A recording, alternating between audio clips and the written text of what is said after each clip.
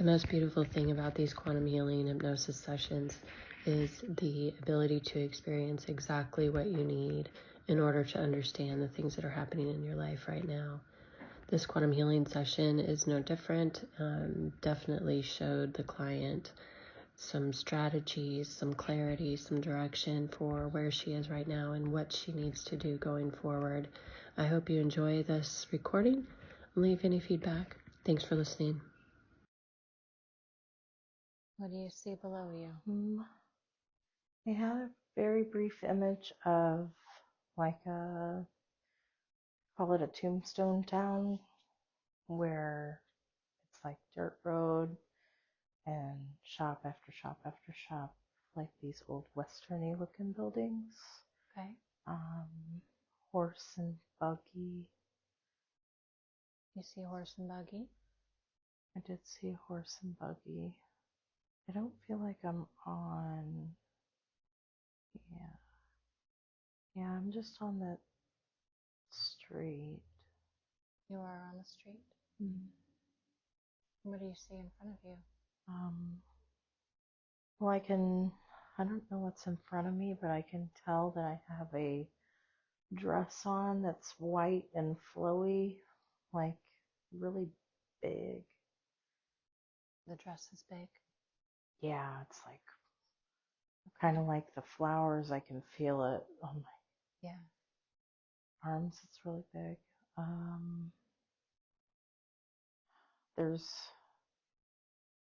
a kid playing, mangy dog. Where are they at? Just off to the side. They're just in town, and I'm walking past them. Okay. I have an umbrella, but like a fancy one. Like not for rain, but for sunshine. Yeah. It's also white and lacy. I have white lacy gloves. There's like little blue designs on my dress, like baby blue. Just trying to decide what was on my feet. And I got a little mix between black and white heels. I think they're white. They have some black on them. You can see them? I got a flash of a white pair and then a flash of a black pair, which normally I think means that it's a mix of the two. They're under the skirt. Yeah. You see them while you're walking? I could see the toe peek out. Yeah. What else do you see? Whiskey barrels in front of the doors to the store. You see a store? There's just a bunch of them, but like I'm looking down at like an aisle, you know, because it's all like got the same. It's got the same porch, so it's almost like a mall in a sense, where it's all these shops. They're different buildings, but they all share the same porch. So they're kind of connected, and then some of them have like whiskey barrels in front and benches. It's very tombstone-esque. You see other people? I was thinking an old guy that was like spitting chew, sitting on the bench. Sitting on the bench in front of one of the stores. Okay. Yeah. Does he see you? I think he sees everybody's people watching. And you pass the little child and the dog? Yeah. Yeah. They're behind you now. Yeah. There's also those boards that you can wrap your horse's lead on too. Okay. I have like a parking lot for horses. You see any horses? Not since I saw that horse and carriage. Yeah. It doesn't look very busy. It's kind of desolate, really, other than a couple of people I described. Going into a tavern. You're going into a tavern? I have a hat my outfit is killer. It's like it's really beautiful white, which is crazy because it's so dirty everywhere. Yeah. And my dress is super white. And my hat is white with, it's got like little decorations up here. My fancy umbrella. But I closed that because I'm inside. In the tavern. I'm going to get a drink from the bar. A whiskey. Ooh. You're going to get whiskey? Yeah, I'm going up to the bar to get a whiskey. Is there someone there you're asking? More concerned about the drink than anything. Tell me about that. Feel parched from walking. It's hot under all this get up and garb. And I feel like I just want a whiskey. Just weird because I don't like whiskey. So you're getting a whiskey? Getting a whiskey. I already drank it. Like a small shot of whiskey. And there's Is there other people in the tavern? Yeah, there's piano. Somebody's playing piano. Somebody's sitting on the piano in a red dress. There's just a few people in the tavern. It's not really super busy. And I don't feel like I'm meeting anyone there. I feel like I'm just hanging out, not really doing anything. I just came in for the whiskey. You feel like you've been here before, though. It's the tavern in my town. Yeah. Do you know any of these people that No. you see? No. And it's not like I can see them. I just know they're there. I might get a flash of the thing, and then I know they're there. Yeah. Are you standing? I am standing. It's too hard to sit in this dress. Yeah. What are you doing now? I'm just standing there, listening to the piano player, just taking a break from the heat. It's cooler in there?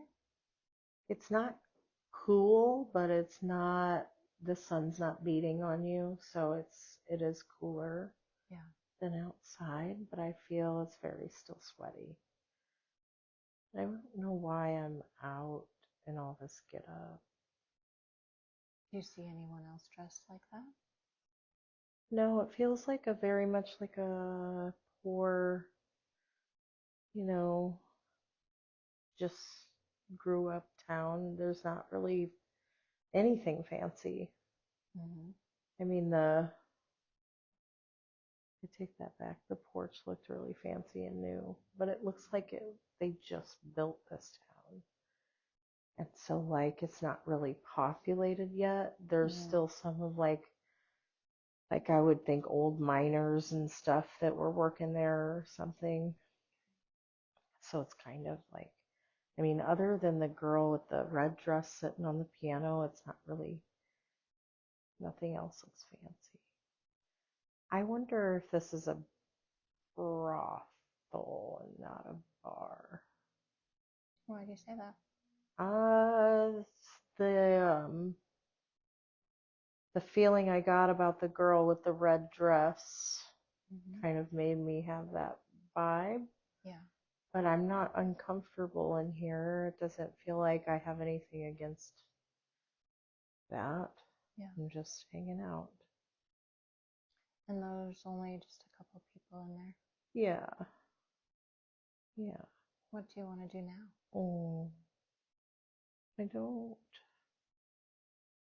I don't know. You had your whiskey. Yeah. I can't really, I don't know what else I'm in town for. I don't know if I walk there just to get a whiskey or if there's something else going on. I can't tell. Can you tell what song is being played on the piano? That's weird. I want to say Red River Valley because I know that to be a song on Tombstone, but I don't think that's what they're playing. You've heard the song before, though? Yeah. Yeah, they're just messing around. Not really Who's messing around? the people playing on the piano. They're just being silly and playing. Have you met that person playing the piano before? I don't know. I can't really tell if I know any of these people or not. Yeah. Do you feel like you want to stay here? No, probably the whiskey was all I needed. I'm gonna go outside. Yeah, let's go back out. I'm on the porch. It's so long. The porch is like, if you could imagine, like maybe 6 or 8 stores with just this whole wraparound porch situation. It's crazy long. But I can hear my shoes click click on the wood. Okay. As you're walking. I walk down. There's a general store Next to the tavern? Next to the tavern. And then if you keep walking, there's hats. But not like women's hats, like cowboy hats. And, like a hat store? Yeah, kind of like a place where you can get hats. What do the hats look like? Like big cowboy hats, not cool ones. They're like bucket head cowboy hats. Maybe it's a leather store. Did you see other So things? like a lot of leather stuff. What other kind of things do you see in So there? like satchels. Okay. Maybe chaps. Looks like a lot of cowboy type stuff. Are you riding looking? How are you seeing just it? window Through the shopping. Window? I'm just kind of meandering. And you're just walking on the porch? Yeah, because it's keeping me, there's like a roof over the porch, so like it keeps, covered a little bit? Yeah, it keeps the sun off of me a little bit. Yeah. While I figure out what I'm doing. Does your dress have long sleeves? It doesn't. My gloves, they go to like right here. Yeah. They're lacy. And my dress see your skin on your arms. Yeah. Can you get a sense of how old you are? I feel like I'm in my 20s because I'm young. My skin's very fair and pretty. I have underneath my hat, I have all this long curly black hair. Freckles. It just kind of looked like my mother. Yeah. When she was young. That's funny. Very thin frame. Could be the corset. The dress is not comfortable, I take it. No, it feels like it's what I do normally, but like this life me is like, oof, that's too much. I imagine that's what she would say about my hair. Tell me what it feels like to be in that dress. There's long pants, but not pants. They're like underwear, but they're long with lacy bottoms that hug onto your legs. And then you have your corset over the top of those pants. But it's so tight that like pushes everything up and makes it hard to breathe. And then I've got the dress over top of that. But even the dress feels like it's more than one layer. Like there's stuff sewn on it that had to go, like let's say you have a plain dress and then you have to sew more fabric on the top of that to make designs. So it's like, it's a lot. Where did you get this dress from? I don't know that. Have you worn it Don't before? know that. I don't think so. It looks new because it's super duper white. And I can't even believe because I can like taste the dirt in the air. That's how dirty this area is. Yeah. Walking down the steps off of the porch, and I think I think I'm going toward a barn with horses. This is in town? It's still in town. It's kind of like a big barn, not like a personal barn, but like a place where maybe they take care of horses or board horses or something. I don't know. Mm-hmm. And you're walking towards the barn? Yeah, with gold coins. Have a little white silk bag that has some gold coins in it. I'm trying to look at the coin if I can see it. Just gold. I can't really see any pictures on it. But they're in the bag. They're in my hand now. It's like I'm getting gold coins out to give to somebody in the barn. Okay. So the barn is like a big red barn, but it's one you can walk straight through, and it's like very long. It's got lots of stalls, very many horses, many horses in here.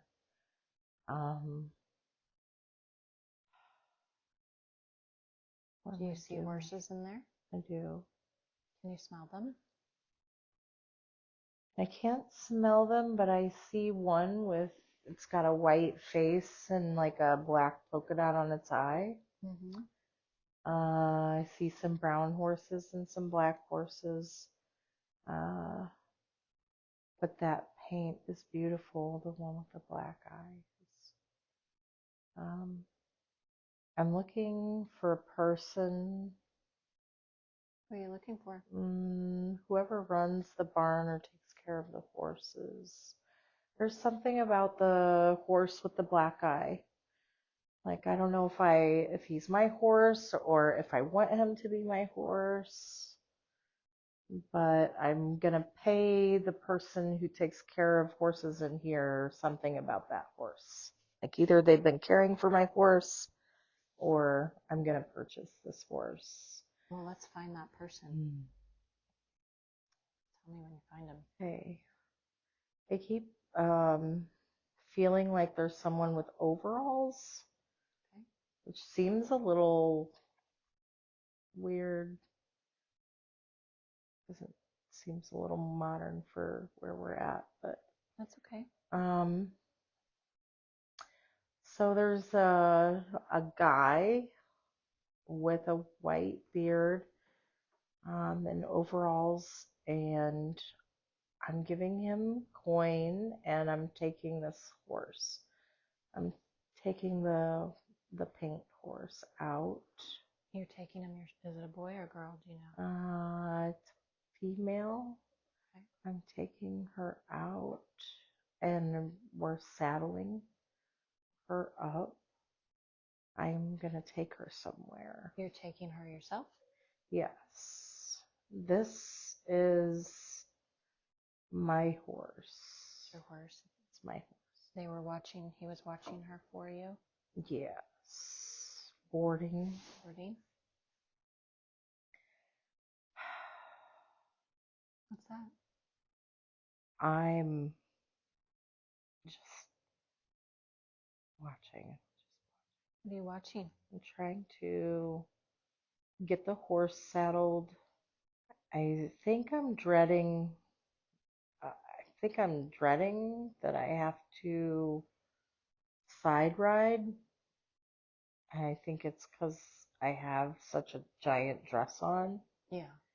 I don't know that it's normal that I'm wearing this giant dress because it seems like I'm a little bit put off by having to ride a horse like a lady. Mm. But you know that you have to. Yeah, yeah, it's just what you do with these dresses. So someone is saddling her for you? Yeah, and giving me a boost. And my saddle is black. It's an English saddle. I think I didn't like that too, that it's a fancy saddle. Mm. I think I'm more accustomed to Western. Yeah. But you're in this big dress Yeah. and you don't like it. No. Uh, it's going to be better though on the horse than walking because you'll get to feel the air. Yeah. So you're on her now. You're on the horse now. Yeah. And you're riding her? Hmm. Where are you going? Like a trot out of town. I don't really know. I can't see forward. I just know I'm riding the horse. You're riding a horse. How does that feel? Free. Yeah. Like I don't have to have a place to go. I don't have to anything. I can do whatever do or go wherever I want now that I have my horse. I still don't know if I bought it or if it was really mine. It feels like she's mine. Yeah. You feel like there's something else you need to do here? No, I'm out of town and just riding. I don't know where. What do you usually do with most of your time? I see myself partying with a bunch of dudes. Yeah. Yeah, like we just drink and playing cards, poker, uh, and I ride. But like when you asked me that question, I was back in the bar, Okay. but with a bunch of people, Mm-hmm. and it was mostly men, and I was playing poker and drinking whiskey. And I feel like that's what I do with most of my time. When I'm not doing that, I like to ride my horse because it makes me feel free. Yeah. I think I work at that bar, and I think it is a brothel. Okay. Touche, spirit. Do you feel like this is something you do with most of your time then? Mm-hmm. Spend time in the brothel? Yeah, but not like in a guilty sense, like I guilt myself today for things. Like there's this freedom of not, like I know I'm a beautiful woman and I know that I like to have fun and I know I like to drink and enjoy playing games in the company of men. Yeah. And I do that and I don't have any guilt about it or shame. It's just what I enjoy to do. And when I'm not doing that, I'm just being free, And you're riding. riding my horse. Yeah. And I make good money. I provide for myself. That's why I have my nice dress and a nice umbrella. I look good and feel good Yeah. all the time. That's something that I struggle with in this life. But she takes the time to perfect her image before she walks out the door. Why do you do that? It's part of the job to look good so that men will choose you above another girl. Yeah. But also, the more upscale your dress, the more fancy your outfits are, the more respect you get from the townspeople, because it's not like you're being judged for what you do for a living, because everyone there knows you're just trying to make a living. And so you get more respect the more money you make. It's not what you do to make the money. And you feel like that you make a lot of money doing what you do? I make a lot of money. My silk purse always has gold in it, and I don't want or need for anything. And you have a horse. Have a horse, and I don't need anything else. Do you live at the brothel? I don't know. Where are you at now? I'm back at the bar now. Okay. I do think that I stay there in a room. Okay. That's just my room. No one else stays there with me. It has a one of those beds that has like the posts that go up, way up, and has like kind of like my pergola, has the sheets decorating around it. I have really beautiful mirror brush comb situation. It looks like pearls. And then I have a fireplace and wood burning stove, something in there for heat. There's a window that I could look out onto the street in town.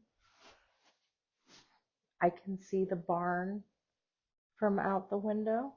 The bedding is like, it's like a stuffed mattress, if that makes any sense. It doesn't look like really comfortable. Yeah. It looks stuffed with like something.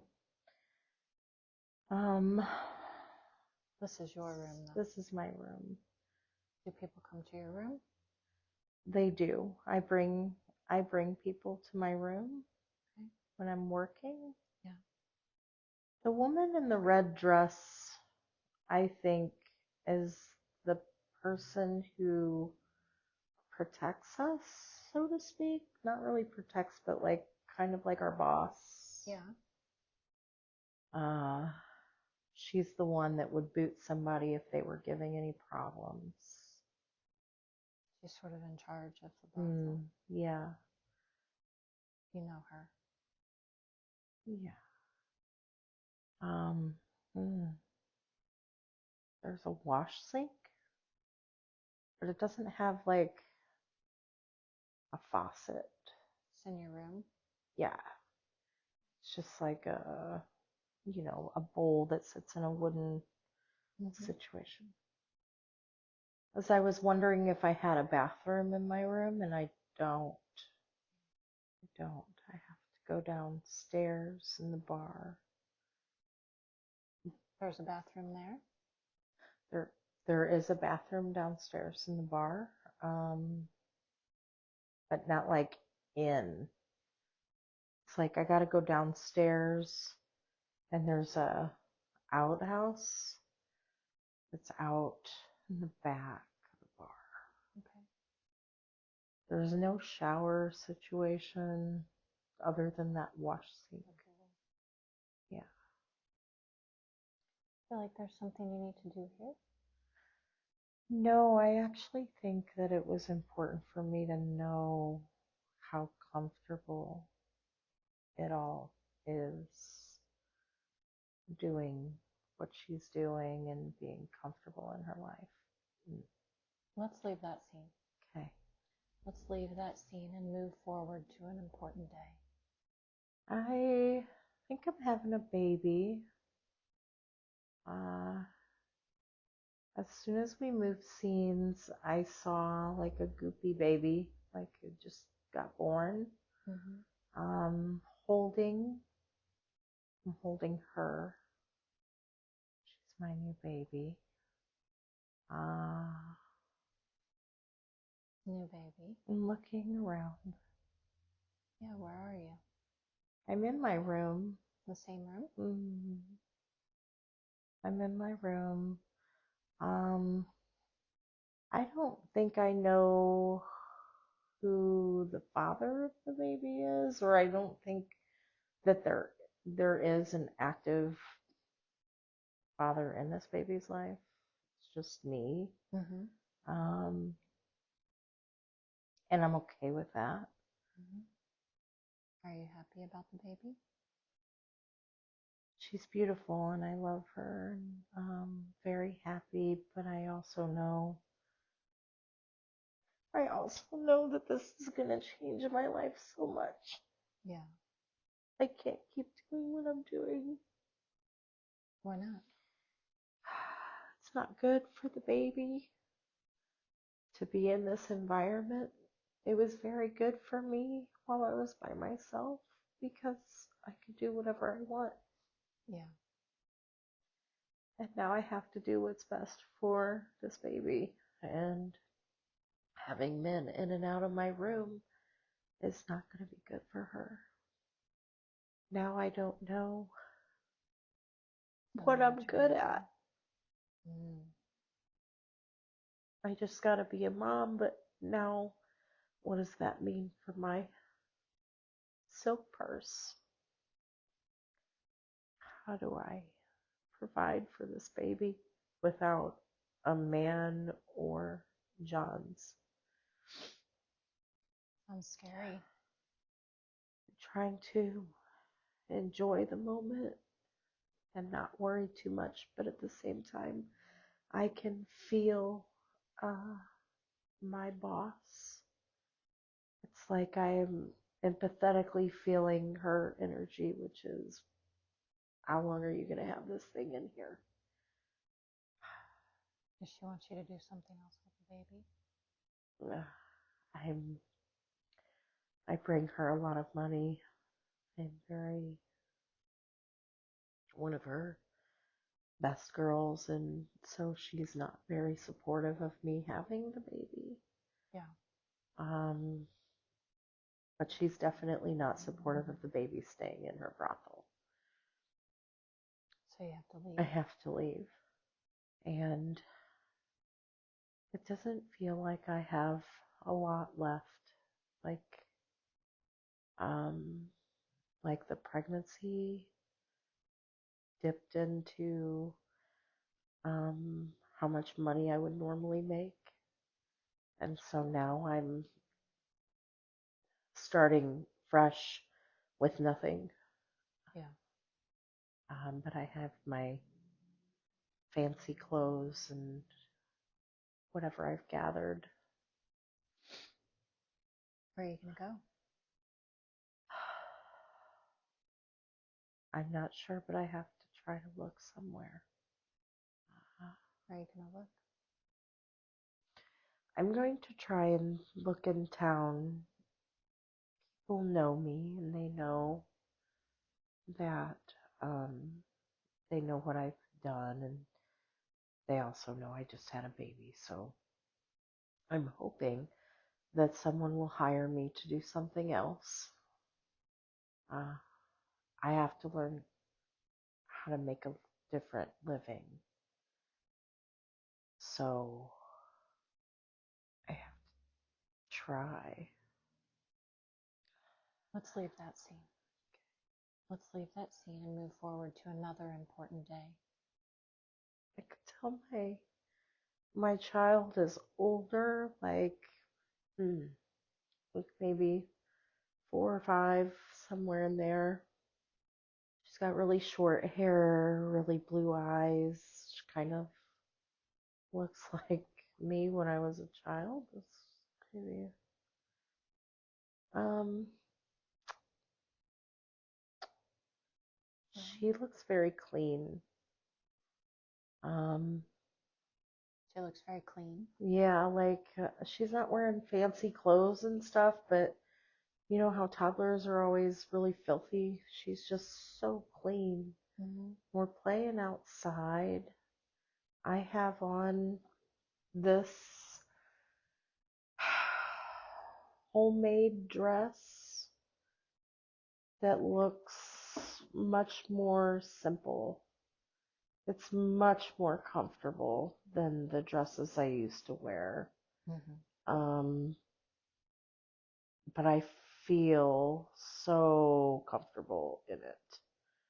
It's got short sleeves, like little apples or red flowers or something up here, and then it's like blue, like cotton, something light and soft. You said you're playing outside? Mm-hmm. Playing outside with my daughter, drawing in the dirt with sticks. Where are you at?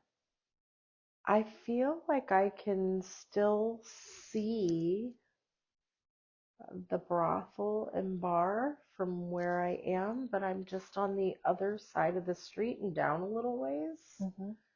Um, I am, I'm, I'm not sure yet. I see myself drawing in the dirt with her with sticks. It's almost like maybe we're playing, but also maybe we're doing class, like homeschooling, Yeah. teaching her letters and things like that. But it is just me and her, and I feel like that's what I'm normally doing with my time is teaching her. Okay. I don't see where we live or what I do other than that. I'm just seeing us outside. And you're on the ground. Mm-hmm. On the ground, just doodling. And you can see the barn and the tavern from where you are? Yeah, it's just across the way. Uh, What about behind you? What's behind you? the barn. The barn's behind me. Yeah? The man in the Yeah. Who is he? he took us in. He took you in. He needed somebody to help him clean his house and cook dinners and just life stuff. He had so much responsibilities in the barn, and uh, he was getting older, Mm-hmm. and so just simple things started to be hard for him. And we made an arrangement. What was the arrangement? I would help him in the barn and in the house, and in exchange, he would um, provide housing and food for me and my daughter. That was nice. He could do it. He had the resources I needed, and I had the resources he needed, and it just worked. You went to him? Yes. Because he already took care of my horse, and I couldn't pay him anymore to board my horse because I quit my job. Yeah. He also boards my horse free of charge. So you got to keep your horse. Got to keep my horse. You help him and he helps you. Yeah. It was a good, energetic exchange. He was not creepy or, sometimes men can be creepy. He was very nice and very respectful, and he's almost like a father figure to me and a grandpa to my baby. It's nice that you had that. Yeah, I didn't have any other family or any kin that would help me. And he knew that. Yeah, he knew who I was and where I came from, and was very non-judgmental about it. He lost his wife, and so they never had kids, so he didn't have anyone either. It was just an understanding. We like it there. Sounds like it. Yeah. And I still get to see my friends or people that I knew. I could still go across the street and get a shot of whiskey if I want. But you don't work there anymore. No, Are you glad? I am now that I have my daughter. It made sense for me when I was single and it was fun. But once I had that baby, she was everything. And so I had to change my world. And what I like is different.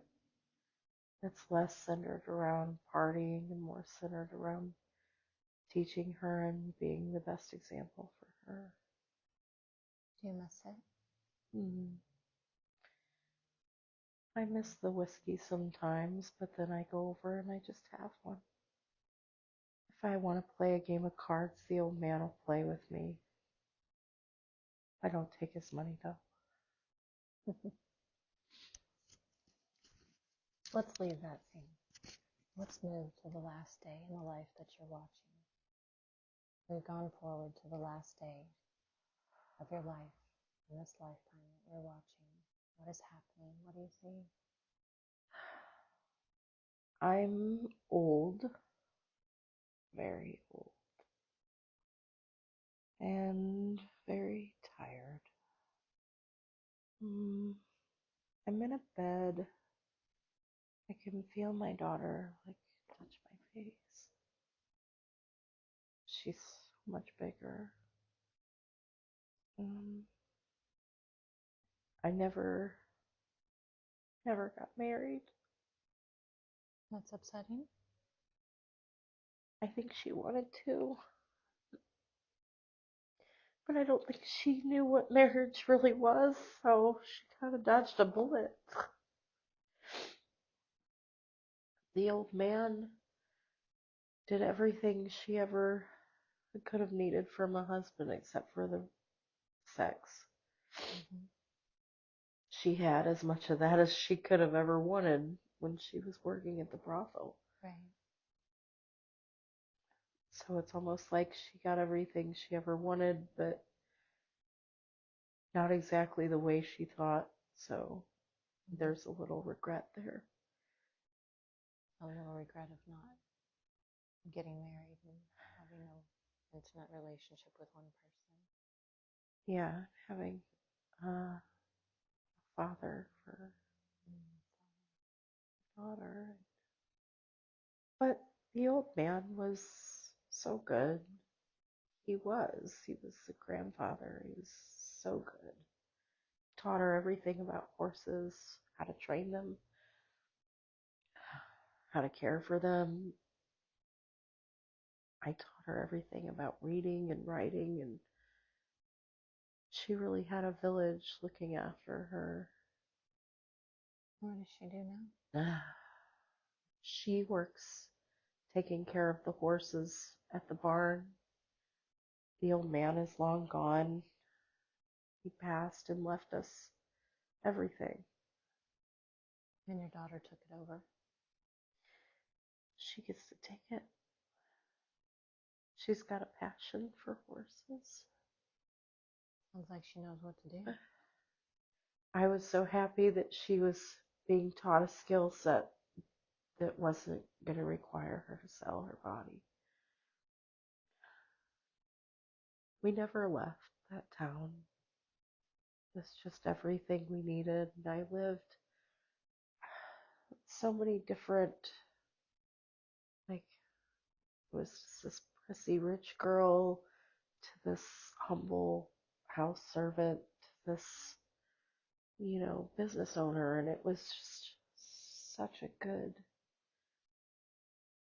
life. It was fun, full of love, and But you're lying here in bed now, thinking of it, yeah, and your daughter's with you. she is. I worry about her not having a husband, which is silly because I didn't have one and we lived fine. But she knows how to take care of herself, so she doesn't need anyone. But this will be her first experience being alone Yeah. when I'm gone. And that scares me for her. I'm ready. I'm so tired. My body feels very. Let's move. Let's move forward. Every life has a lesson and a purpose. As you look at that life, what did you learn from it?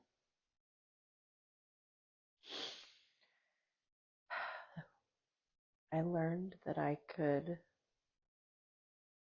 not only provide for myself and take care of myself, but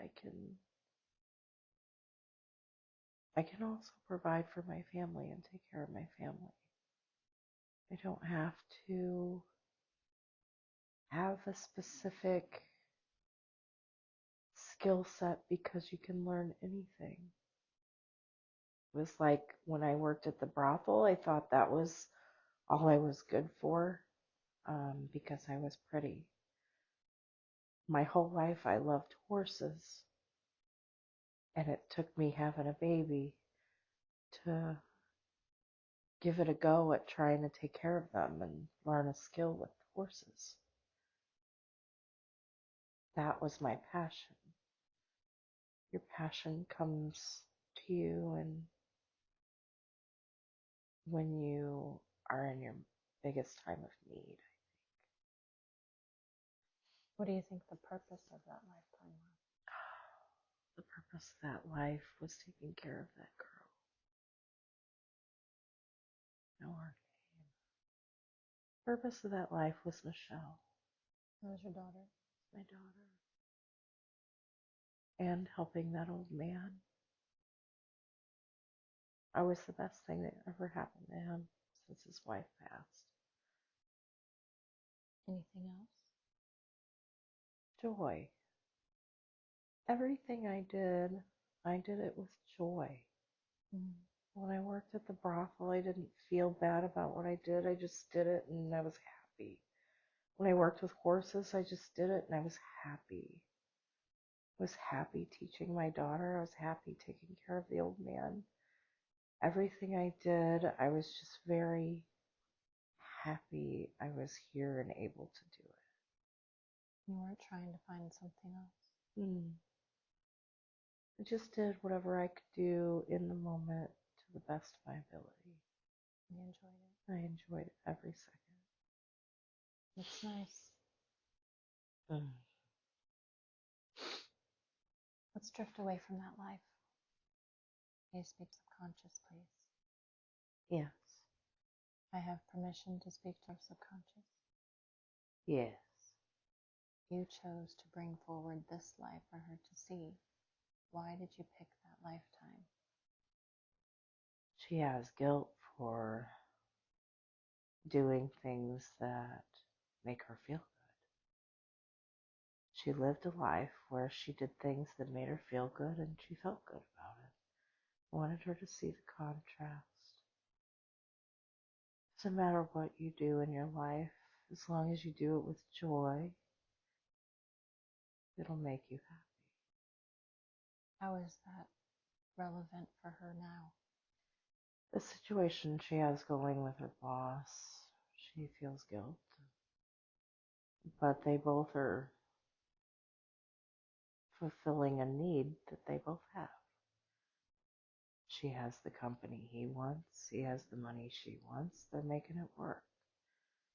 Neither one wants a relationship. It's perfect. Nothing to be guilty about. It's just a blip in your life where you're doing something you enjoy to meet your needs. Why does she feel guilty? She thinks she's a prostitute. Really, So you showed her that life? she was a prostitute and she enjoyed what she did. There's no reason why she can't enjoy her company with money. What? Is there something else? She also is capable of more than she thinks. She can financially provide for herself and her children without the constant worry. She's very capable. The worry she has is over stuff that's not that important. What do you mean?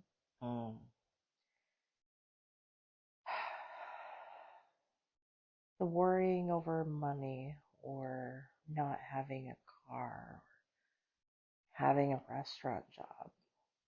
She feels like those things are beneath her. It's not true. These are things that we put in place for her to understand herself better. She doesn't have a car right now because we want her to use her feet. She has a car, she sits on her butt all the time. It makes her stiff. Now she doesn't have a car. She walks everywhere, gets her body and muscles moving. She's skating. We love that for her. It's fun. She's going to release a lot of emotion. She's She's okay. okay. She's worried about the not having the car because of her freedom, loss of freedom. She still has her freedom. She just needs to make arrangements to go far. She has a friend with car. She just doesn't want to call her and ask for anything. Doesn't want to call and ask her for rides or to plan things with her because she feels ashamed or like a burden because she doesn't have a car, but that's not true. Would pick her up in a heartbeat. Yeah. And anywhere else, she can just walk. Her mother would also pick her up. Her children have cars. She could pay them gas money to take her wherever. She has transportation. She just wants to feel independent about it. That's not the lesson we're teaching her right now. We know she can be independent and do things on her own, but we want her to learn how to ask for help and to learn when to say no. If she asks people for help, she has the world at her fingertips. Everyone around her is using her up and chewing her up and spitting her out. If she asked anybody for anything, they would probably tell her yes. She just doesn't want to ask because she feels the burden everyone else puts on her and she doesn't want to be that to them. But the truth is there's 10 of them and only one of her. The burden she would put out would be much smaller.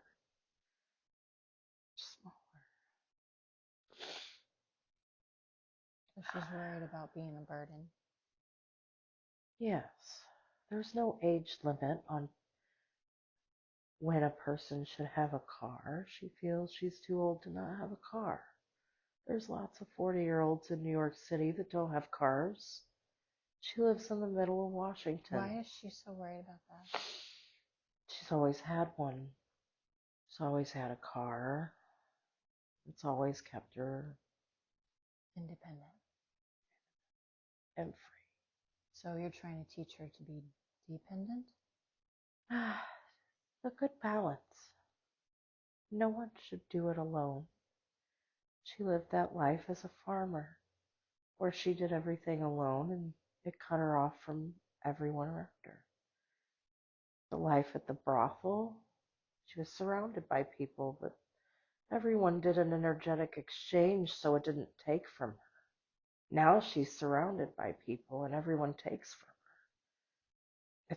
They're not giving back. She doesn't ask, so they don't give. So she has to find that balance. The brothel life, she was balanced. But she had to ask. And she had to ask. And they had to ask. And she had the power to tell anyone no. She doesn't do that now. She does, but not as much as she should. It makes her feel guilty to say no. And we don't want that for her anymore. What do you want her to do? Practice. She needs to practice saying no, even if it's her cat. What do you mean? When she did therapy, she had a dog, a cat, and a deer laying in bed with her while she did her therapy session. And they taught her a skill about saying no. And her therapist urged her to practice, even if she had to practice with her pets. So she's done this before. Her cat is a bitch. Excuse my French. She's a princess, and her cat could use the word no at least 10 times. So she needs to practice that again. We'll give, here's an example. Has a tiny nugget that she sleeps on in her room. It's less than the size of a twin bed. It's probably like a little kid's mattress. And her cat has 7 beds in her room. And whenever she wants to come in and lay down, her cat will come lay down on her tiny nugget, and she will make herself uncomfortable so that her princess cat can lay comfortably on the bed. And you don't want her to do this? No. What do you want her to do?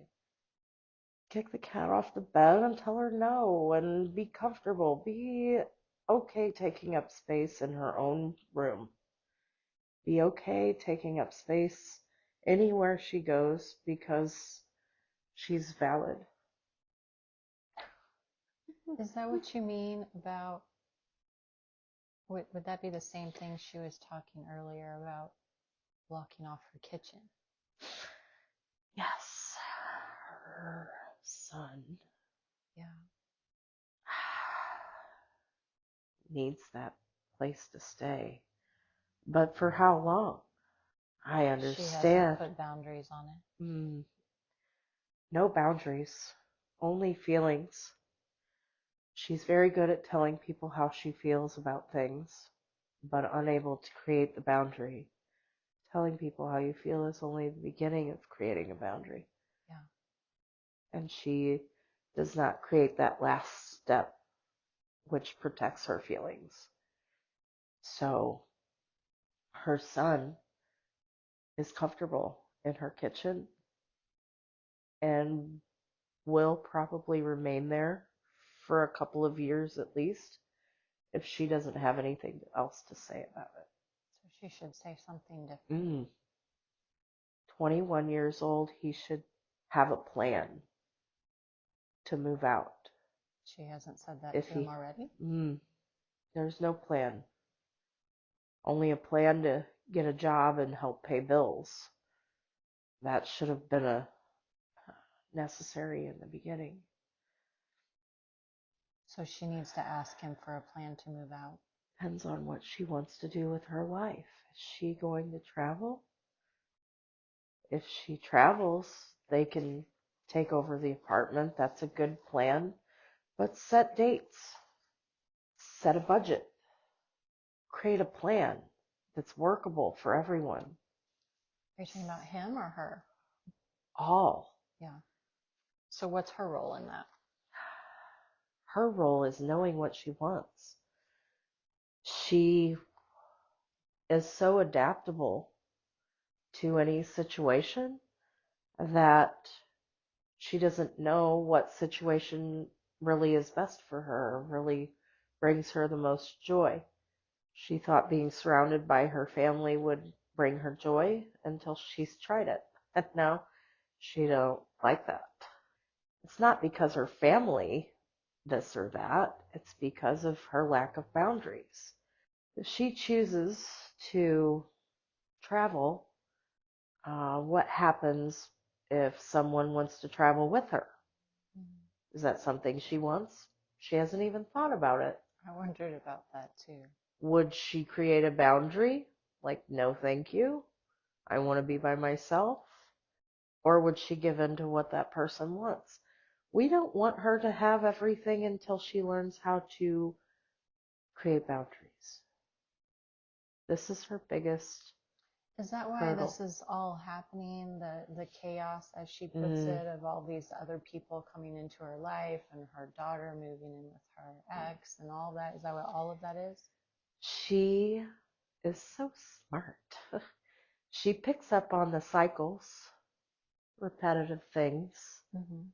And yes, we're giving her chaos. We're helping the chaos come in so that it pushes her to a certain level of uncomfortableness to where she finally surrenders into creating boundaries for herself. She's just letting it happen and happen and happen and happen and happen. She's waiting And it's until it's forced. creating this discomfort in her. But now she's starting to get so uncomfortable that she might create a boundary now.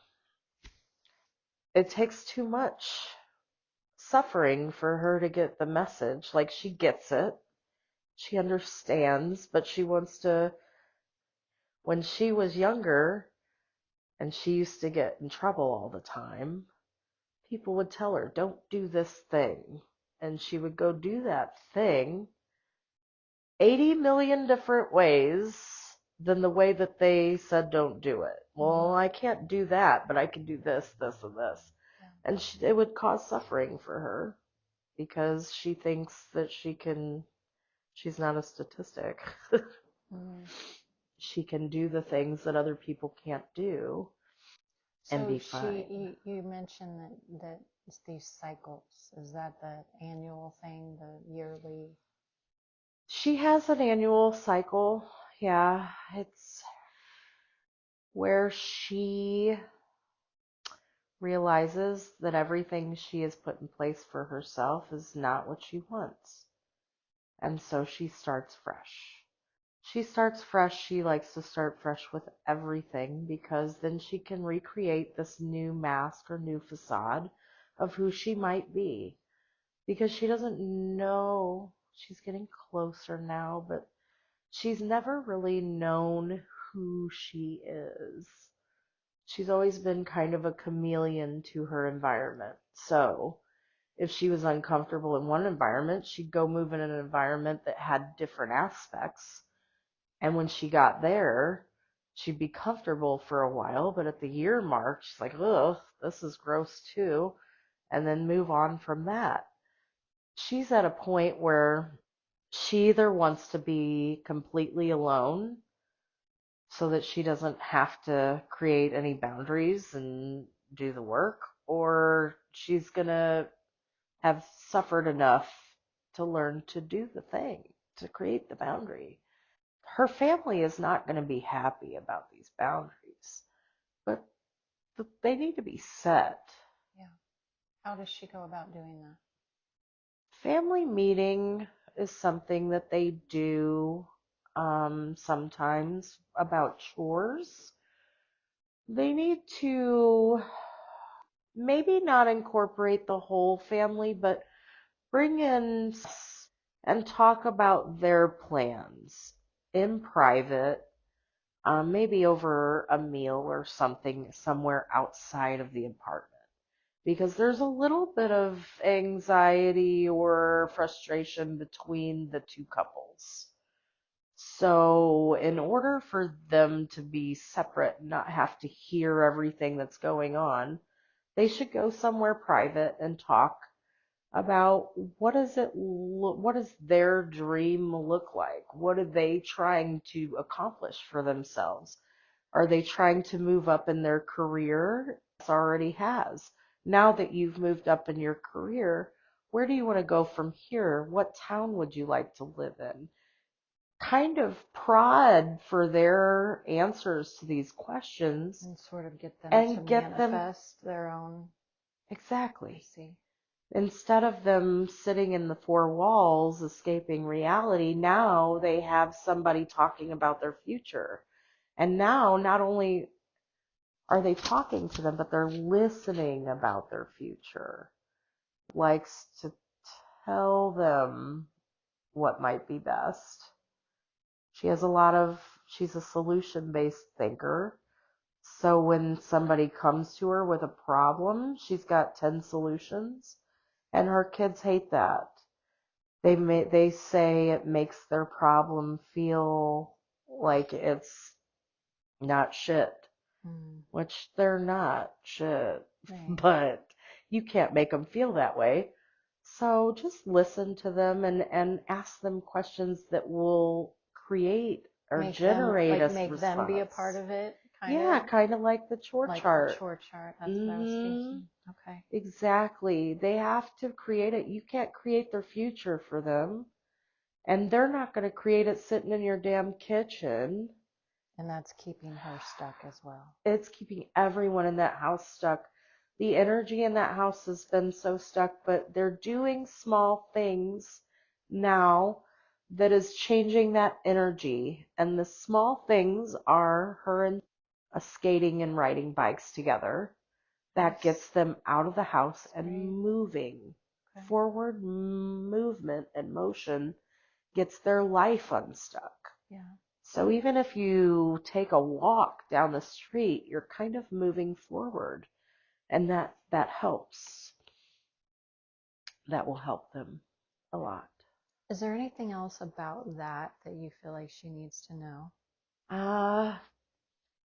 She needs to spend more time with I want her to spend more time with away from the guys. Bring her daughter. But whatever they need to do, they need to spend girl time together. Okay. This is going to create a bond that's going to help them move their lives forward. Are action thinkers, right? They want convinced her to go get his GED, so now they're in classes. This is moving forward in her job, so now she has a job. These girls are moving forward in their lives and have momentum. Yeah. And the more she spends time with them away from the boys, the more she can encourage them to encourage the boys. So take the mom part out a little bit. yeah, to kind of allow them to relax into their own families and step back, because now is not the time for her to be involved intimately in their lives. This is the time when they're supposed to be creating their own Well, experience. she's wanting separation from that too. She does not want to do this anymore. Yeah. Well, what about her daughter? That's a whole different situation. Her daughter is a different situation. Her daughter has put herself in a really tight situation. Is lacking family closeness, which there's no one to blame, but there's lack of effort on both sides. Mom needs to use the phone more to call and find out what's going on. She did an intervention, which was good. It created change.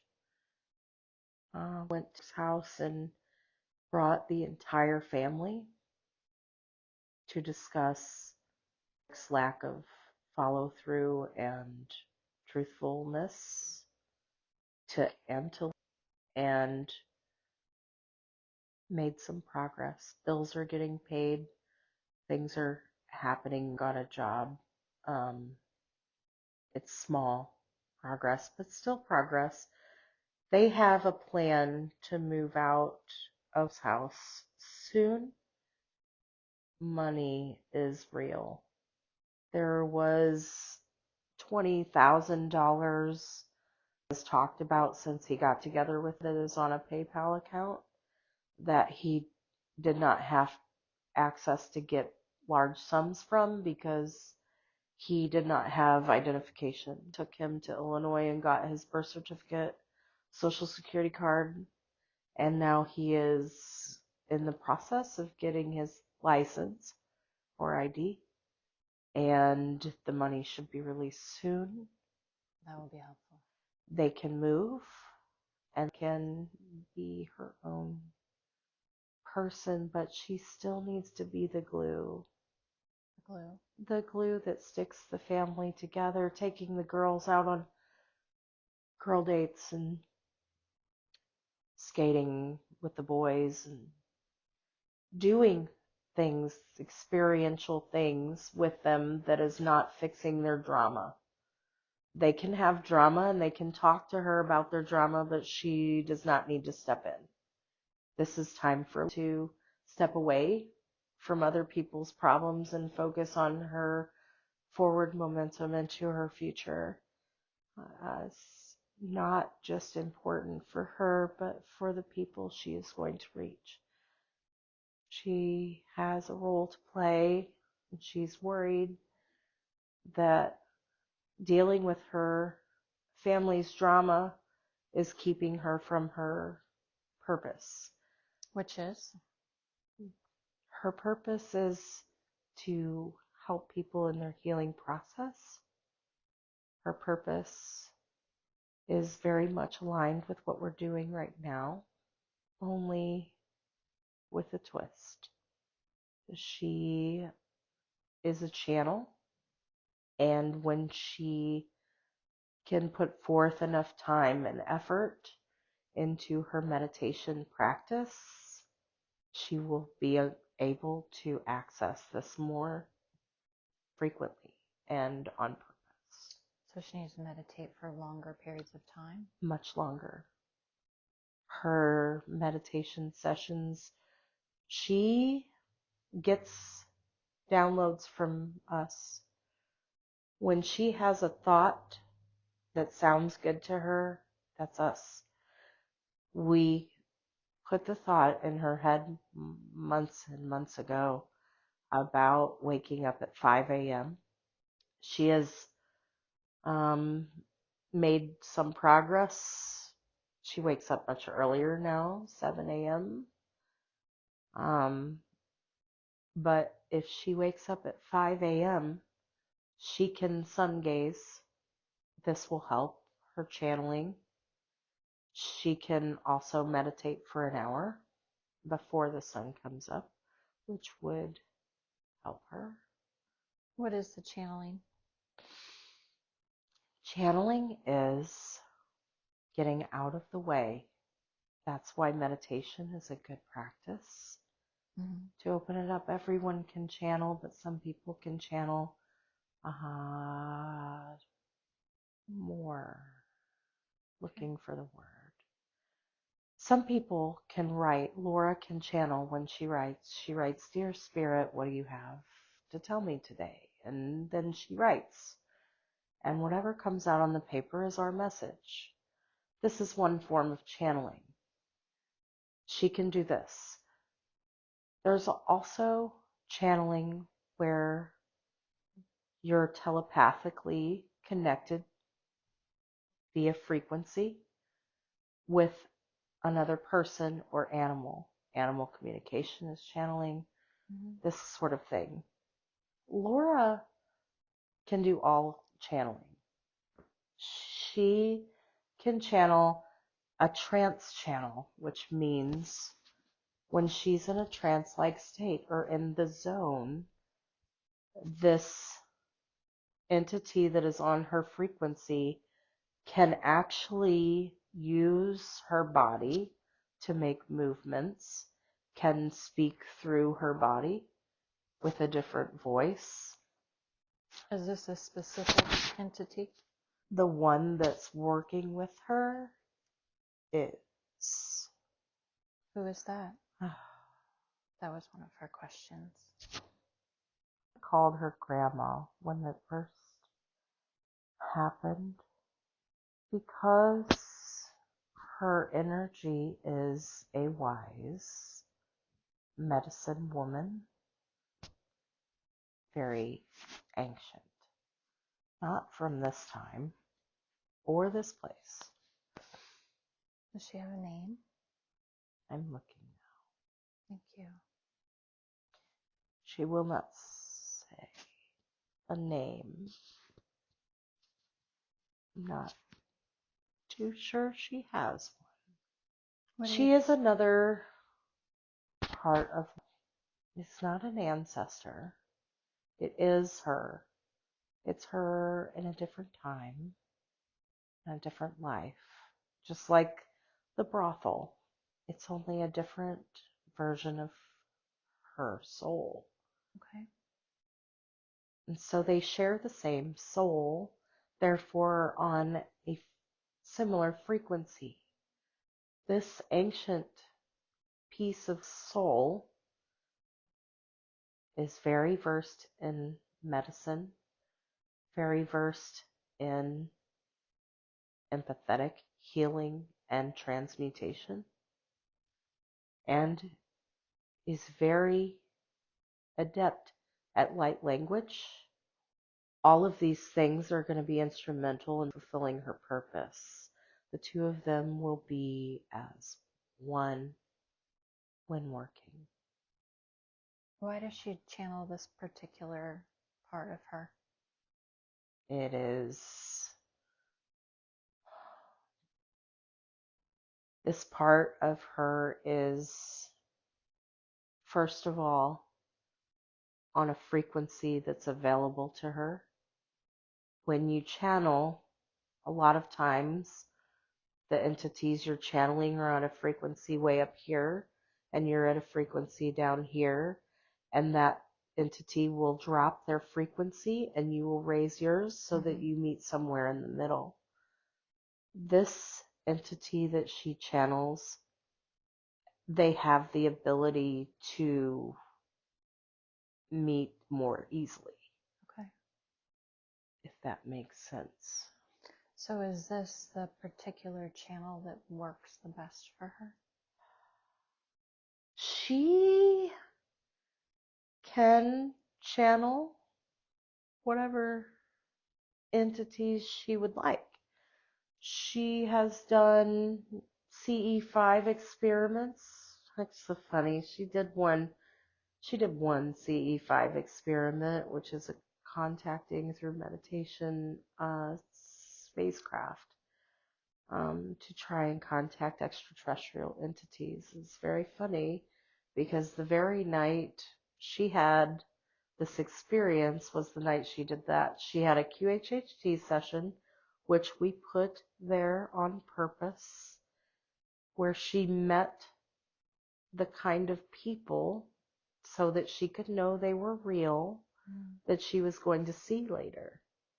Then she had a CE5 experience where she did a meditation to connect with an extraterrestrial entity.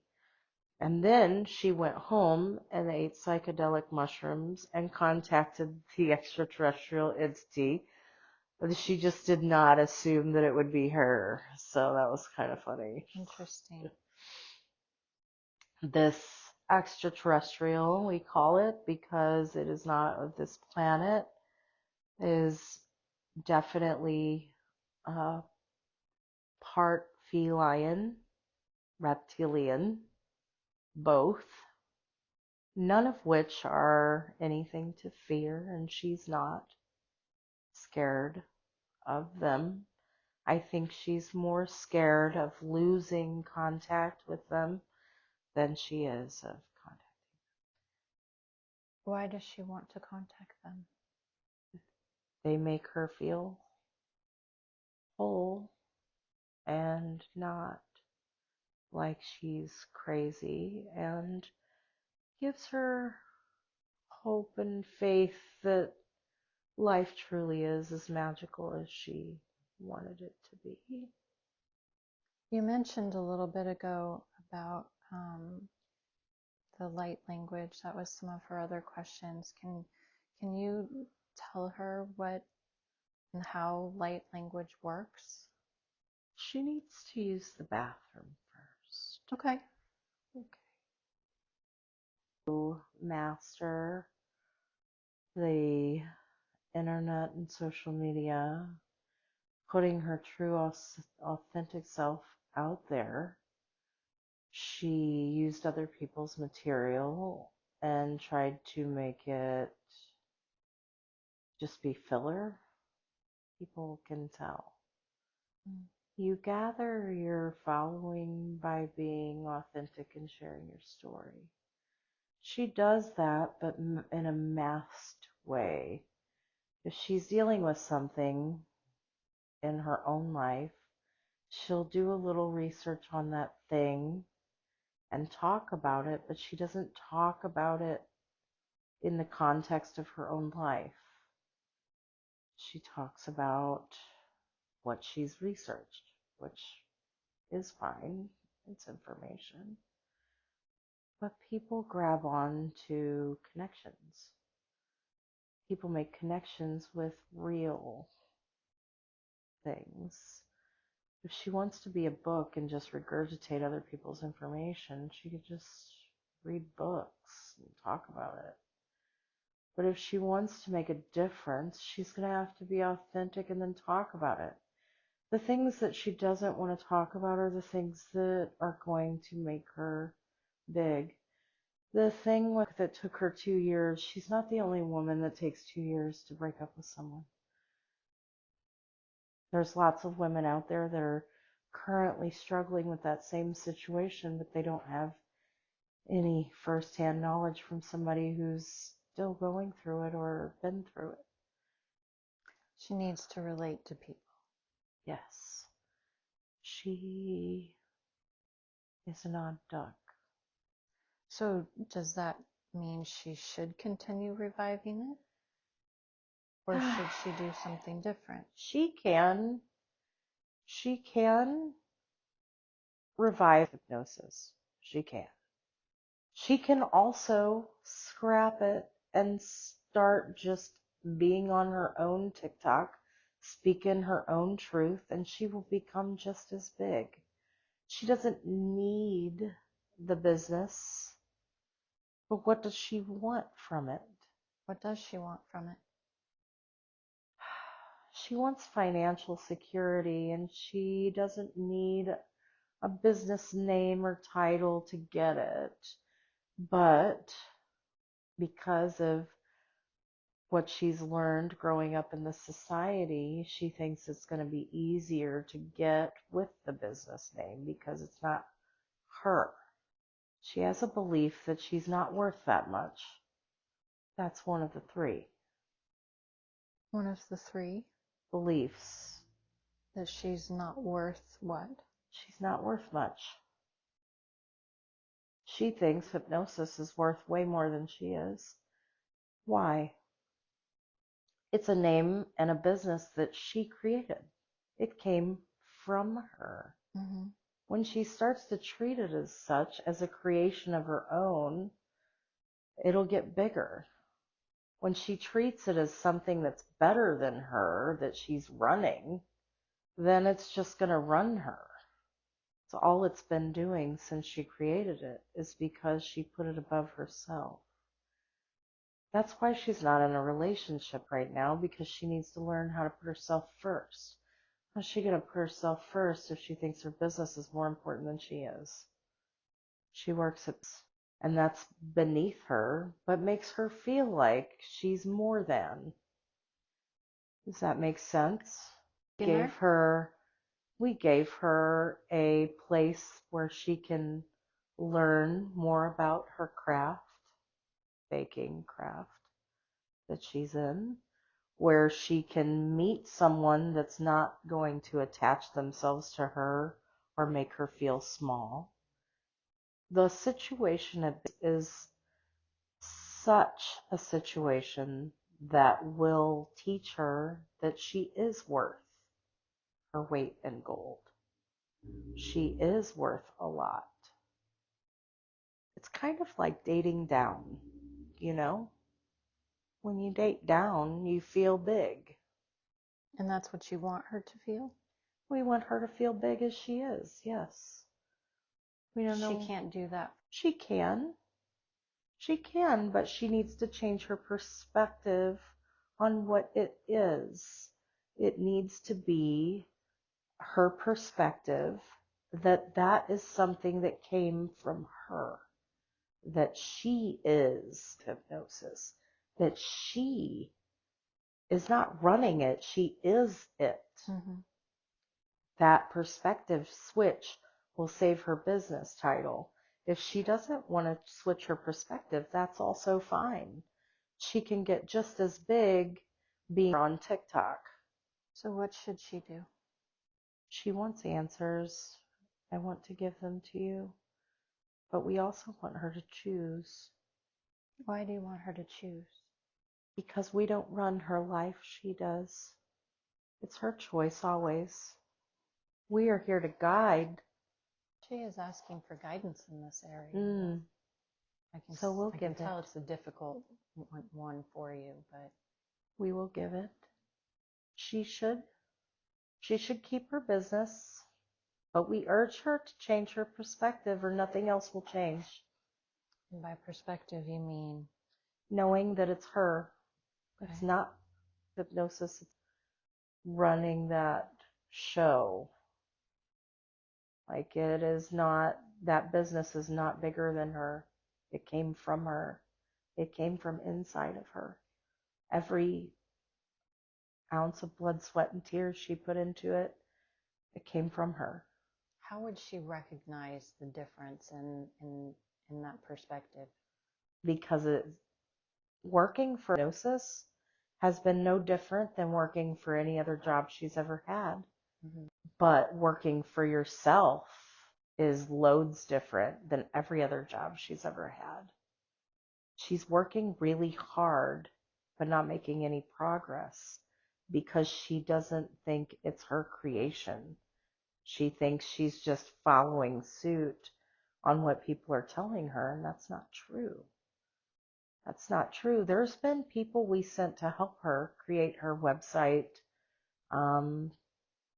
scheduling the business end of things, the TikToks and the stuff she hates. She doesn't feel like she's been sent those Yeah, things. she knows we've helped her, but the help doesn't stay.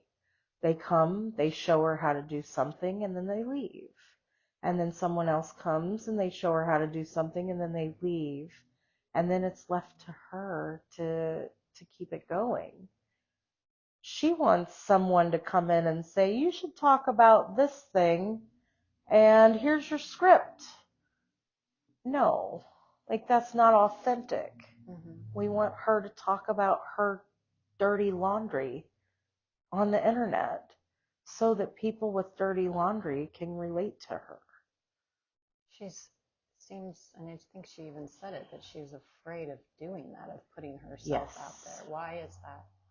Where does that come from? Trauma. What trauma? Always being told to be quiet. Children should be not heard, only speak when spoken to. Nothing she had to say was ever worth listening to others when she was a child. And that was traumatic for her? Very much. She's an odd duck. She, even at a young age, could see things that most people that are adults can't see. And so when she talked, people wanted to shut her up really fast. She's cute to look at, but don't let her say anything. Might embarrass us.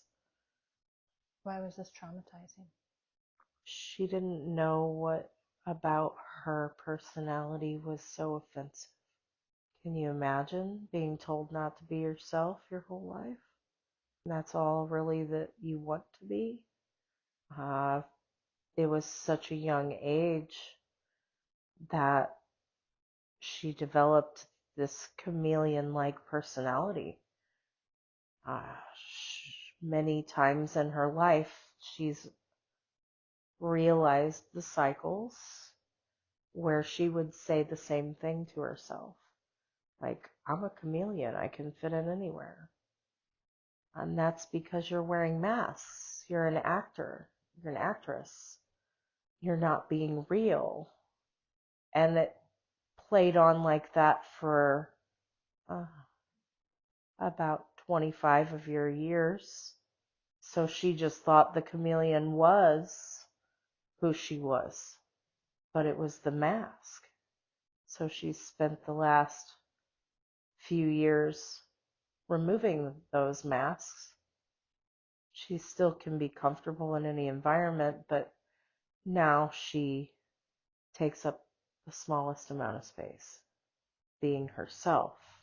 So somehow putting herself on social media triggers this? Yes. Imagine if you had to live the chameleon and then all of a sudden somebody said, okay, it's okay for you to be yourself. And you don't even know who the hell that is. Well, how do you find out? You put yourself out there. The real stuff. The stuff that when she gets a feeling about something, like talking to her kids about creating plans, like she knows that's something she should do. If she talked it out with or you or anybody else, she would get other insights on what she should do, and then she can implement the one that feels the best to her. Mm-hmm. Putting yourself out there gives you input back. And so that's how she finds herself. Otherwise, she's just running around being the same chameleon that she's always been with nobody's input because she's just matching their energy. It would make you feel sort of stuck in a circle too, I imagine. Yeah. Yeah, she's beautiful. She has opinions that are so helpful. And she has knowledge to boot and wisdom coming out her ears. And she doesn't put it out there because she's afraid that she won't fit that chameleon anymore. So no question she should put it out.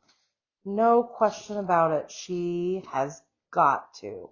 Even if she chooses not to talk about spiritual things, she can get on TikTok and talk about bread. It's getting herself out there and using the muscle, forward momentum. When the momentum starts, it won't stop, and she'll be an overnight success. So where should she start? Well, she's already made a couple of TikToks a couple of weeks ago, which we thought was her forward momentum, but then she stopped because she got distracted by her boss and her children. So what we want to see for her is the boundaries and the saying no. Those are going to open up time and space for her to TikTok. TikTok your roller skating, TikTok your baking, TikTok fucking everything. Do spiritual talks, do whatever as long as it's 100% truly who you are. I don't want her to get on social media and regurgitate somebody else's information because that's not going to bring her tribe to her. Yeah. So her knowing that she's worth taking up space on the internet is going to change her life. So she should just start making TikToks. Don't even care if it's because she is taking a clinical approach to TikTok. Like, okay, you just go on there and she's talking about trauma and she's giving good information. It's really good information. That's true. But how does it relate to her life? Like, she's trying to help other people through the shit that she's helping her kids with, right? Like, their crap. Stop trying to fix other people's crap and fix your own crap and just let other people see you do it. That's amazing. Yeah. Well, what other beliefs what are the other beliefs that are holding her back then? The one that she's not worth much. Another belief that she has is that she has to be directly involved in all of her kids' stuff because of her past or because their dad's not involved. She doesn't. The less involved she gets with them, I mean, still being a parent and talking to her kids, but the less physically involved you're getting with them, the more they learn. They're not going to learn if she just cleans up their mess. Yeah. So that's a belief that she needs to figure out what kind of mother she wants to be. So by really reviewing that belief on what a mother is hopefully going to, lead her to change that dynamic in her mind. So she believes that she should be directly involved? Yes, Okay. her idea, society put in her mind, or her mother put in her mind, is that, you just keep cleaning up their mess. You just keep doing it and keep doing it and keep doing it, whatever's required, because you're the mom. And some moms don't like to cook, and some moms don't like to clean, and some moms don't really mom very well, Yeah. I'm not saying she's a bad mom or anything, but she can be a different kind of mom, the kind of mom that she wants to be, not the kind of mom that everyone says moms are supposed to be like. If she wants to travel the world and work on her craft, she can do that and FaceTime her children and talk them through their problems if she wants to. But she doesn't have to be the solution. She can just be the ear that listens. Yeah. Which I think is what they're begging her for. Less about her That's advice. what they want too. Yeah, they want less advice and more listening, but she, since she's learned how to deal with her own drama and have inner peace, she doesn't like to just listen to people complain about their Well, I'm life. sure she feels like she knows the Yeah. answers to these solutions. Yeah. Yeah, so it's really hard to hear them say they don't want any advice. They just want her to listen to their complaining. But sometimes that's what people want. They just want to tell their story. Yeah. And a lot of them are complaints. So she can create a boundary with that if she wants, or just listen to them bitch for a while. Another belief that she has is that she has to work for her money. She doesn't. She could literally just have fun with her life and we will flow so much money to her. She has always felt like she had to work hard. She was taught that through her family.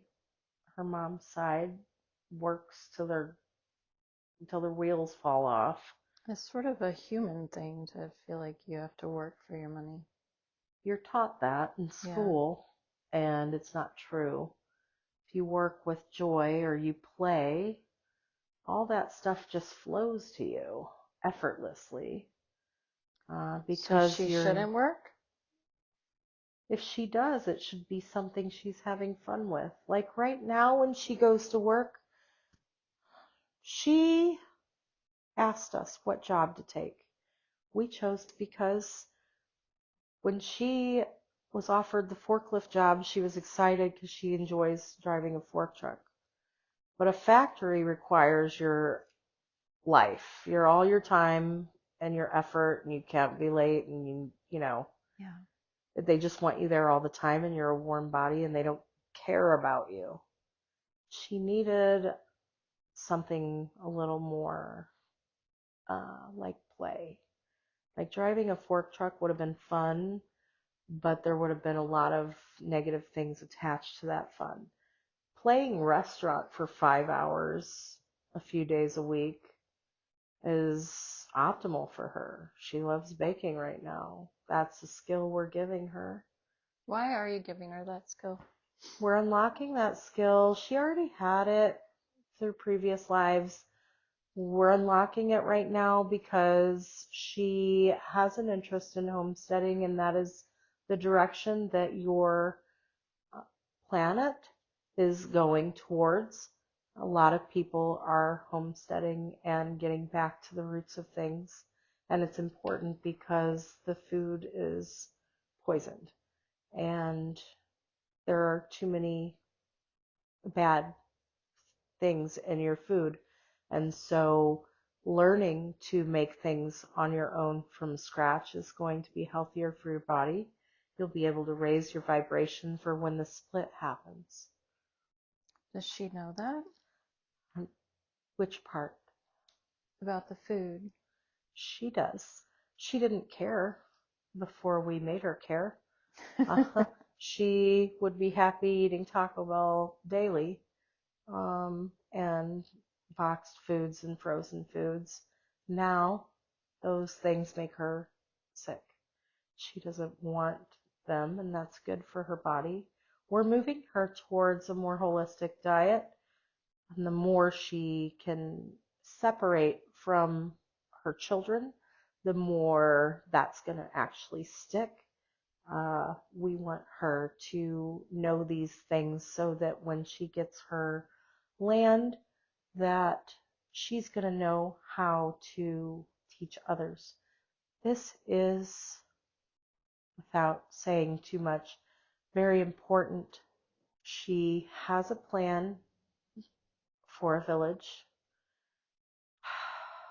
It has an outdoor kitchen situation that's humongous, and each person sits around the outside of it that she can teach classes on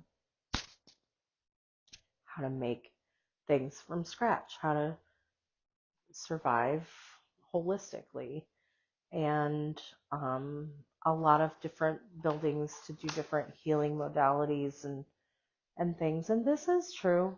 Her village is real. It's not ready yet. It's going to take a lot of work, and she's worried about how old she is. The people will be there to help. Her children will help. His children will help. Everyone's going to have a stake in this land. There's so much love and healing and knowledge that's going to be passed through this land.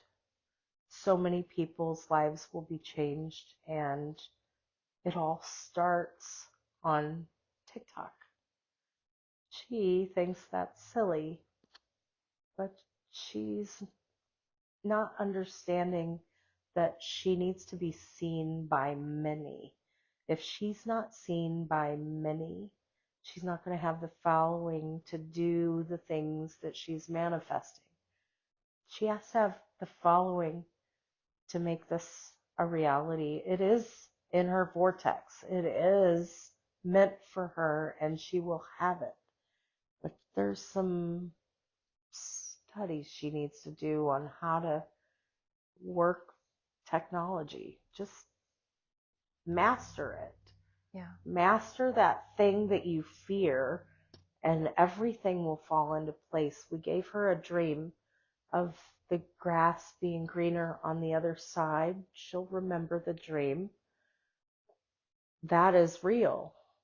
We are telling her that she just needs to keep moving, keep doing the things on the internet, keep putting her name out there, keep telling people what she does.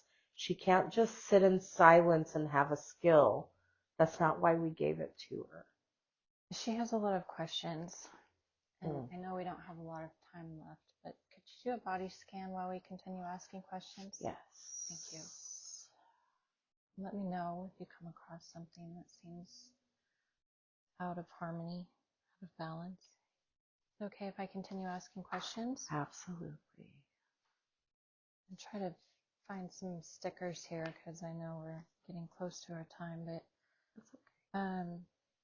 I know you mentioned the land. She was kind of curious or concerned about how her love of travel would play into also having land. Her land is going to not just be her land. Like I said, and will be there, all of the kids will be there, her whole family, like the tribe, will all be there, and they'll all be a part in building it up, and everyone's going to have just as much stake in it as long as she doesn't pick up other people's crap. Like as long as she doesn't try and like build her son's house for them, Right. you know, like they have to do it and then they'll love it just as much as she does. And so when she has to go out of town or out of the country for her sessions and things that she will be traveling for, then the family and the tribe will take care of things at the property. This is a home base for her. Yeah. And it will happen, and it will be in the Ozarks, and she will be on the lake, and she's crying because she thought we forgot Forgot what she asked for so long ago. We didn't forget. She had to put in a lot of work to get this far, and she did a lot of things that she didn't think was necessary, but they were so necessary. Opening that shop was so necessary. She had to see and learn that that's not what she wanted. She had to see it. Otherwise, she would have always thought that was what she wanted. Yeah. So now we're done teaching her about what she doesn't want. She can have whatever she wants, and she's just skittish now because we keep closing doors. But wherever we close doors, we open them. Yeah. She's not struggling right now. That she's not. She's surrounded by chaos, but all she has to do is use her words. Use her words, and she's financially cared for. She's got all that in the bag. It's fine. She needs to trust that she's financially cared for. Absolutely. Absolutely. It's a hard thing to do. Yeah. But she can. What about the RV? She should. She should get one. We'll send her one. We'll send her a van RV like she wants. She won't have to look for it, though. We don't want her to waste her time on Facebook Marketplace looking for an RV because we're going to let it park itself right in her parking lot. She won't have to go nowhere for it. When will that happen? Within the year. This year is a big year for her. As long as she takes our advice, gets on TikTok, creates boundaries, says no, those three things will change her life. Those are the big things, huh? Everything she doesn't want to do. Should she work? No. Figured that was an easy answer, but She can maintain friendships, but no business. okay. Her business practices don't match her vibration. Yeah. Mm-hmm. She has found practices that do. She needs to work with her friend. So when it's time, they'll come together and they'll do their thing. But right now, she needs to focus on mastering the internet. Master the programs that you need to use. Do tutorials, videos, live, eat, breathe, sleep it until you know it. And then it's not something to be scared of. Time doing that instead. Instead of fixing her kids' problems, she needs to fix her own. And then she won't be scared about it anymore. It's really not about her being seen. It's that scares her so much. Like she doesn't really want to talk about her life, but it's also the mechanics of how to clip videos, how to do Right. it's hard for her because she hasn't taken the time to learn it. But she needs to take the time to learn it. Mm-hmm. Nobody's coming in to She's not save going to her. have that fear anymore of doing it. Yeah, once she knows it, she knows it. It's just like making a sandwich. Once you know the sandwich, you know it. It's not going to change. But she also had the fear of actually putting herself out there. You feel like she won't have that fear anymore. She won't once she starts to see the results of being authentic. Okay. When she starts to see the results of being authentic and use the fear as a trigger, because she's only scared. We give that to you for a trigger. Like if you're scared, that means there's something there you need to work on. Yeah. If you're scared to do something or say something, that means that's probably the thing you need to do or say. Yeah. So working through that fear, roller skating's helping her with that because she is scared when she's skating down a hill because she doesn't know how to stop. Right. But she's skating through that fear and it's working that same muscle. So we're helping her through this. Right. She's not alone. She's not alone through this. We're helping her. Where are you at in the body? So she does have some areas. She has some cysts on her ovaries. Okay. She has a thickening of the uterine wall. She can feel us scraping now. We're going to clear these things for her. Why does she have those? She has been diagnosed with PCOS, and these cysts, they don't come from her diagnosis. They come from sexual trauma and lack of what is the word? She's not comfortable having sex or with her sexuality. Mm-hmm. This causes a thickening of her wall and cyst on her ovaries. It is a feeling of guilt or shame around sex that causes these issues. She's got to work on, which she is with Mike. I was going to say, it seems like that. I'm sure that you had a role in that as well, but is that something that will go away then for her now? She is going to be more comfortable with her feminine energy. Yeah. She lived a lot of lives as a man, so feminine energy was difficult for her to begin with. Okay. But she will be more confident in the bedroom, more so than her current partner already. So we kind of allow her to date down so she can feel confident and comfortable and know what that feels like. Once she's confident and comfortable when in her own sexuality and her own feminine energy, then the right person is going to come to her. Until then, she should have fun and date around and see what different people act like in the bedroom. So this will help these concerns in the feminine area? Oh, yes. The cysts and the thickening? Oh, yes. She wants us to tighten or lift her pelvic floor muscles. Yeah. We're going to do that for her now. Okay. How will she know? She will have less coughing peas, okay, she calls them, and she will notice with her feminine products. Okay. Yes. Is there something else that she should do, or will you have that fixed completely? Her skating will help.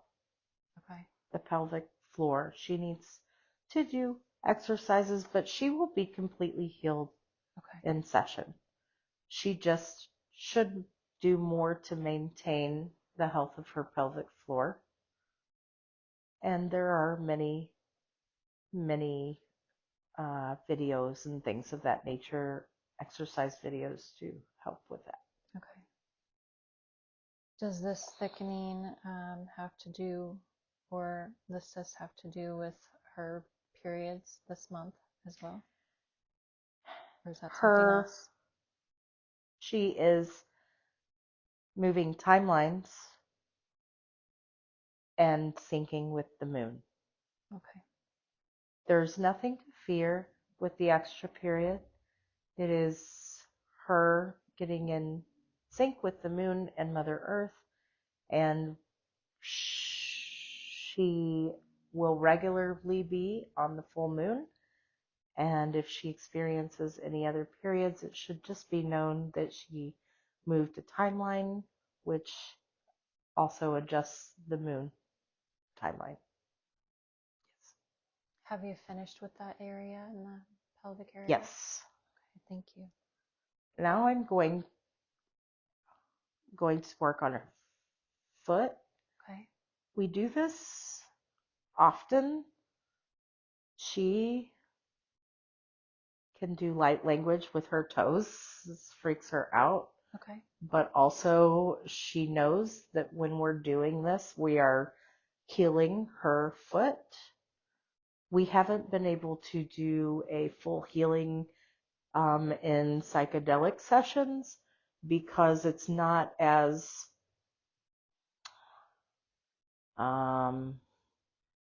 it's more pinpointed and focused in a hypnosis than in a personal session. Okay. So her foot begins to create this bulge and discomfort because we're trying to tell her to slow down or move in the right direction. When she does slow down and sit down, it feels better. When she does move into the right direction, it also feels better. But we keep it there as a reminder because sometimes she needs to be told what to do. She said we could. Is that what was happening at the onset of this injury? She needed to be told what to do. And General Motors was not the place we wanted her to be at anymore. Okay. And she knows it. Yeah. And the foot was the thing that made her realize it. So what are you doing with it now? So we are going to shine a light on the bulge, kind of blast it. And then we're going to massage it. But the movement of her toes, which freaks her out, is actually creating a vibration within her foot that helps the healing process as well. When we told you to come back to light language, this is a good time. Okay, I think it is a good time, and probably Okay. finishing off our. Okay, I know we I don't can want to finish keep it off too the long. session. Yes, tell me about that. Tell her about that. The light language is a language between you and your soul team. Okay. Okay, it's unique to yourself and your team. You might hear somebody that sounds like it, but won't be it. That language is personal to you, and only you have it. The symbols on the fingers that she uses, you have enough power in your fingers that you could power the entire planet with electricity. Just in these fingers. Put Amron right out of business. The elements are represented with each finger. And when you mix the elements, this is the fire elements, water. So you mix the elements, that's mudras, right? Mm-hmm. So light language is a quick mudra that sends energy through the element in your body. Like we have all of the elements within us. And so those channels, if I hold this mudra, it's going to clear that channel all throughout my body and send it out my feet. So, are you talking about specifically each mudra being a connection between the different elements? yes. And the elements of the channel going through your body? Yes. Okay. And so there are tons of mudras that you can use and all sorts of different combinations that you can use. This is one she uses a lot to focus. Okay. But when using the mudras in light language, the symbols are specific to the person. And so no one's going to do the same light language signs as she does.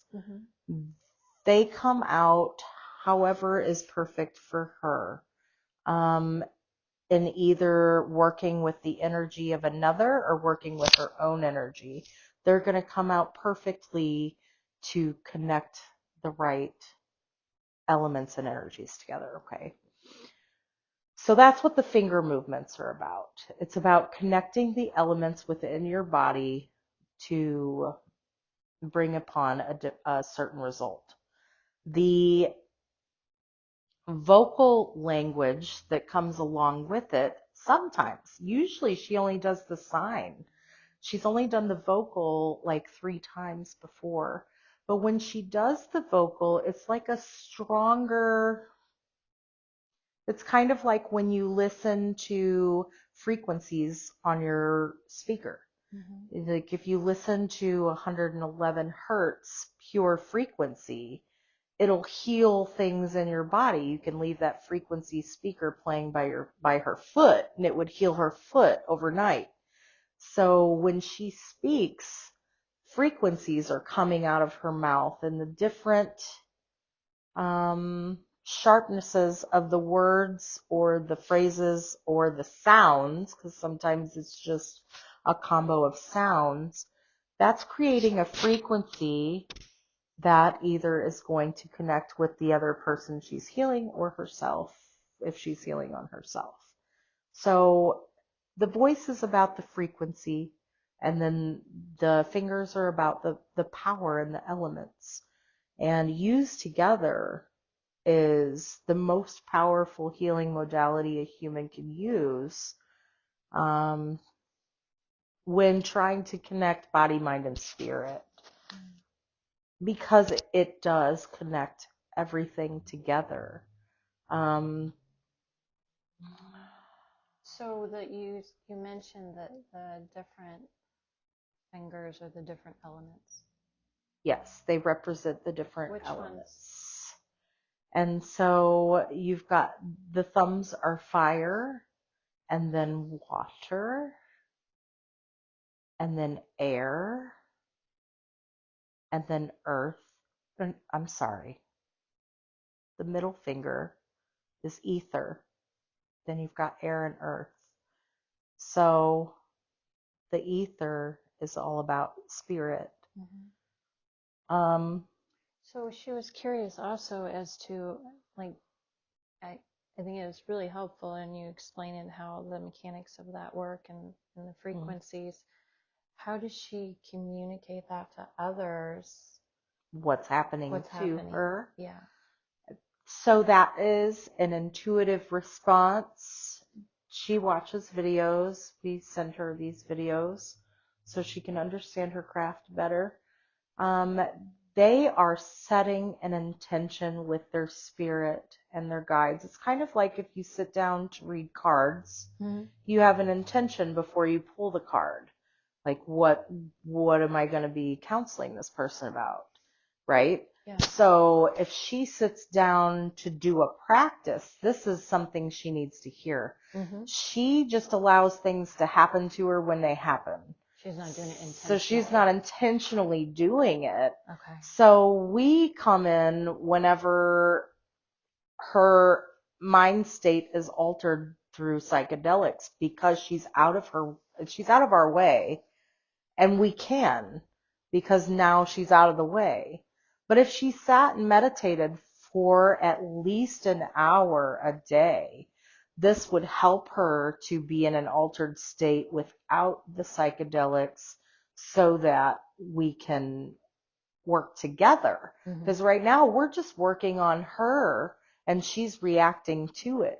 Right. But she can have an intention and say, hey, I'm going to connect with my guides after this meditation and do a channeled message on letting go. And she can do the hour-long meditation. She don't have to think about anything. She can just observe her thoughts for an hour. And then after that, sit and channel. She'll be primed for a channel session. And it's not that it's going to take an hour each time before, like, when she gets bigger and more known, it's not going to take her an hour to get into trance state. But at the beginning, it does. You have to practice. When you practice and you're meditating for an hour a day, then pretty soon it'll only take 15 minutes. And then pretty soon it'll only take 5 minutes. And then pretty soon you just have to say, hey, I have an intention to get out of the way. It's learning how to get out of the way that she So right needs now to she do. should practice with her meditation. Very intensive. So does that mean If that she could shouldn't meditate use 2 hours a the day, other substances that help her get into that at oh, this point? we love it. We Okay. love it when she does the mushrooms because she, first of all, feels more at home than ever because she can feel and see our presence. When she's not in an altered state, she can't feel us. She knows we're there and she still communicates with us and talks to spirit, but she can't feel us. We're like a heavy, if you could imagine the air being a weighted blanket, that's kind of how it makes her feel, like the air is a weighted blanket on top of her, and it makes her feel safe. So we love it when she can do that. She doesn't have any kind of problem with it. She doesn't do it too much. It's a very seldom thing. You just want her to practice Well, with the meditation. we do want her to have a practice. Okay. If she just creates that time and space to have that practice, everything's going to change in that aspect with channeling. And also channeling with writing is good to practice also. She does it, but she only does it whenever there's a dream she doesn't understand or when there's a problem. She doesn't just do it. That's what we want her to do, is use her time for these practices. Stop using her time wasting it on other people's problems. Like, sit and meditate, journal, channel, do that stuff with your time, and you are going to... So the first thing she needs to do is set boundaries. Yeah, that is her whole life. What's the best way for her to start that process? If that's the first thing she needs to do so that she can spend her time with these other things, what does she need to do to start the process of setting boundaries? When she was in therapy, she was taught to not just react with words, to pause. Because when creating boundaries, you're learning a new language. So if she feels upset or feels something physically in her body, which she's good at noticing because she's practiced, as soon as somebody says something and she feels something that doesn't feel good, she needs to say, excuse me, I need to pause for a moment because something needs to be said here. Think about what she needs to say, if there needs to be a boundary, and then create it. It's the fact that everybody's so quick to shoot off at the mouth that it's really that pause, noticing your feeling, pausing and saying, hey, I'm learning a new way to communicate right now. And I just think there might be a boundary I need to create here. Let me think about this for a minute. And then allow us to speak through her. If she needs to meditate for a couple of minutes, do that. Do that sitting still. You can do it with your eyes open. You don't have to look like a crazy person, but like really look out for yourself when you have a feeling in your body. Take the time away from the conversation to figure out what that's about, instead of just reacting to it. So she needs to do this with the people close to her. Absolutely. Start with pets and kids and family and tribe. And then when you get comfortable with that, move that to work. There's a girl we placed her with at work that pushes every button she has. And it's on purpose. I'm sure. And she hasn't felt disdain for a person in a very long time. And now she's feeling that, and she has to learn how to deal with that. We're going to be making her known to a great deal of like many, many, many people. If she can't create boundaries and can't deal with people that she has a disdain for, she's going to have a hard road. This is all preparation for where we're taking her. She thinks she's stuck. She's not stuck. She just needs to put the work in to learn lessons. That's great. Yeah. She's on the right track. She's doing Is good. there anything else that she needs to know while we're in this state? Because I know she doesn't get the opportunity to do this very often. The entity she channels does not mind being called grandma. She kind of likes it, and I think that's why she didn't give a name. Okay. And as powerful as she knows grandma is, she is just as powerful. They are the same. We're guiding her. We are protecting her. Her pyramid of light works. Definitely use it while skating without a helmet. And she should continue to watch the videos on how to stop. Okay. Yes, we Good love advice. her. Good We advice. love her. And she has a brand new foot. And I want her to listen to this lovely. recording over and over. If she has to rewind that part and listen to it several times, it is a brand new foot. How amazing. Thank you so much for doing that for her. Thank you so much. Is there anything I can do to help? You have been instrumental in helping her. She's actually contemplated coming to you for counseling. We actually wanted her to do that at a certain point.